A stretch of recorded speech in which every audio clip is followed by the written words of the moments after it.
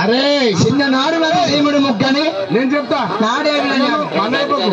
నువ్వు ఒక్క పని పెట్టాడే కదా నాకు అర్థమే జరాబే నీ ముఖం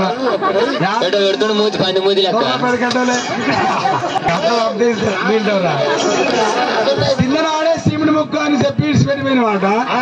ఇవాళ నీకు ఆడంద్ర ముఖము అంతేనా